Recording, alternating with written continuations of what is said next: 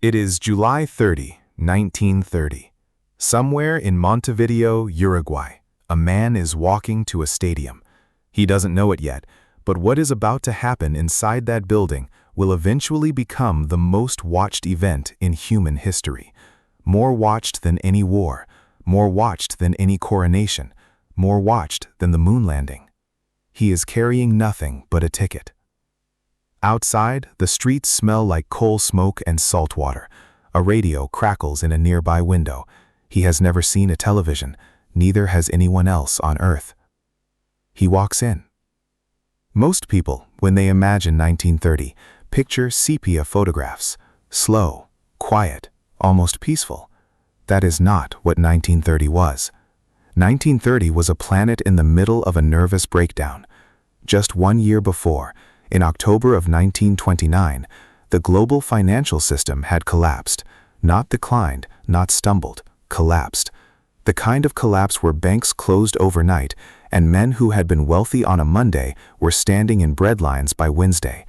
The Great Depression had already begun eating through the United States, and like a contagion with no border controls, it was moving. Europe was shaking. In Germany, a political party called the National Socialists had just won 107 seats in the Reichstag, up from 12 the previous election. The world barely noticed. There were too many other fires. In the Soviet Union, Joseph Stalin had launched a program called collectivization, a forced restructuring of agriculture that would within 3 years result in the starvation of somewhere between 5 and 7 million people in Ukraine alone. The information would be suppressed for decades.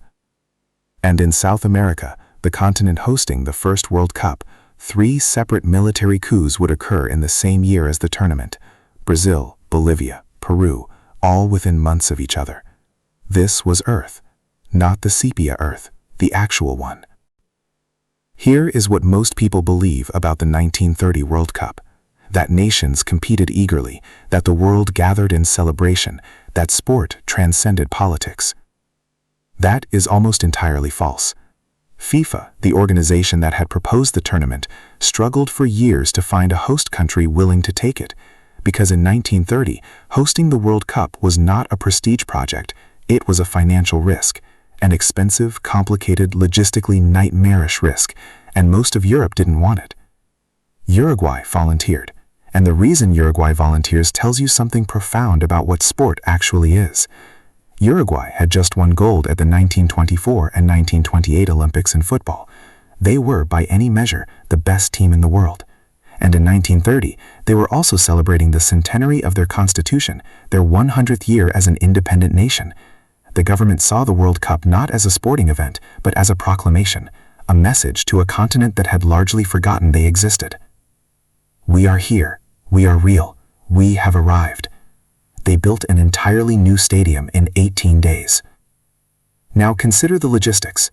To get to Uruguay from Europe in 1930, you took a ship, not a luxury liner, a cargo and passenger vessel, crossing the South Atlantic for roughly 2 weeks, one way.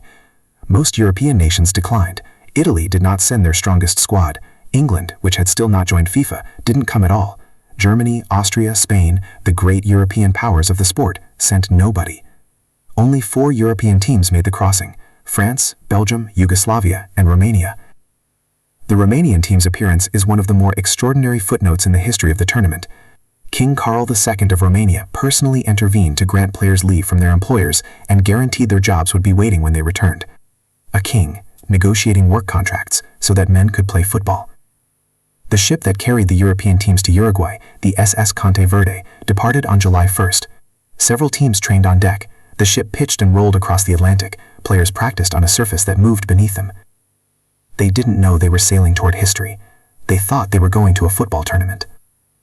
Stop for a moment and consider what football actually looked like in 1930. There was no substitution rule. If a player was injured, genuinely, seriously injured, they played on, or their team continued with fewer men. No replacement, no mercy pause. A fractured bone was a personal problem. There were no yellow cards, no red cards. The concept of formally sending a player off would not be standardized for decades. And yet, 30,000 people crammed into the Estadio Centenario for the final. They came from across the city and from across the river. Argentine fans, Uruguay's bitter rivals, crossed the Rio de la Plata by boat to watch, because the rivalry between these two nations was not merely sporting, it was existential. It was about identity, about who had the right to claim dominance over a continent. Uruguay won, 4-2. The next day, the Argentine consul in Montevideo had its window smashed. In Buenos Aires, the Uruguayan consulate was stoned. Sport had never claimed to be innocent, but this was the moment the world got proof. While the final was being played, the rest of Earth continued.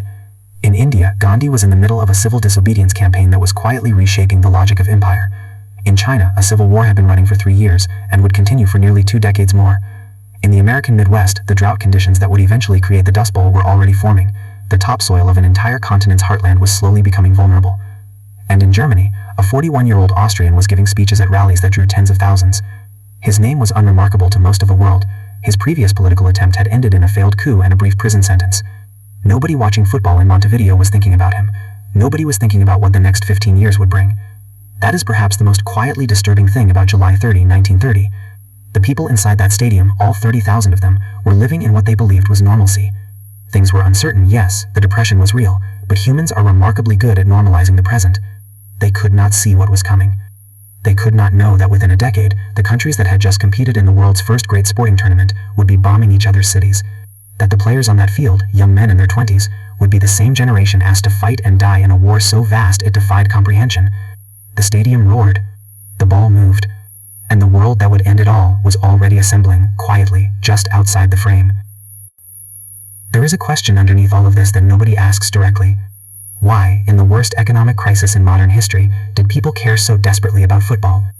Unemployment in some American cities had reached 25%. Soup kitchens stretched around city blocks. Banks were still failing. The machinery of civilization was visibly grinding. And yet, people built stadiums, crossed oceans, pressed against gates, screamed at a leather ball. The easy answer is escapism, and that is not wrong, but it is incomplete. Something else was happening in Montevideo in 1930. Something that the depression, the coups, the collapsing markets had fractured. The feeling of belonging to something larger than your own survival. Researchers who study crowd psychology have noted consistently that mass sporting events activate the same neurological pathways as religious ritual. The shared breath of a crowd before a goal, the collective surge of emotion at the sound of a whistle, the tribal coherence of wearing a color, a crest, a name. In 1930, the nations of South America were young. Uruguay was 100 years old. That is nothing historically. These were countries still trying to understand what they were, what held them together, what made them distinct. Football answered that question. It gave them a story about themselves. It still does.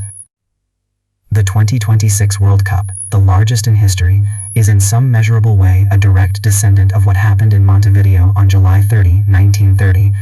The same compulsion, the same need to gather, to witness, to belong. But the scale is incomprehensible by comparison. Where 30,000 watched the first final in person, approximately 1.5 billion watched the 2022 final from screens. Every continent, every time zone, people waking at 3 a.m. for a game that means everything and nothing simultaneously. It would be tempting to say that sport has grown in power, but that is not quite right. What has grown is our ability to see each other. In 1930, the world was enormous. The journey from Europe to South America took weeks, a voice carried only as far as the next wall. Most people on Earth would never, in their entire lives, see another continent, hear another language, or watch a game played by strangers. The World Cup of 1930 was by that standard an almost impossibly ambitious act of imagination. An attempt to say, despite everything, despite the depression, the coups, the nationalism, the slow march toward catastrophe, we share something. Whether they believed it or not. Go back to the man walking to the stadium. July 30, 1930, Montevideo, salt air and coal smoke. He has no idea what is about to unfold in the years ahead, no idea what his continent, his generation, his world will be asked to endure. He cannot see it, none of them can. He just wants to watch the game. And here is the thing that sits quietly at the edge of every thought about history, about humanity, about our strange, persistent need to gather, to compete, and watch, and belong. He will never know what we know about him. He will never know that nearly a century later, billions of people on a planet he cannot fully imagine will still be doing exactly what he is doing right now. Holding a ticket, walking toward a field, waiting to feel something.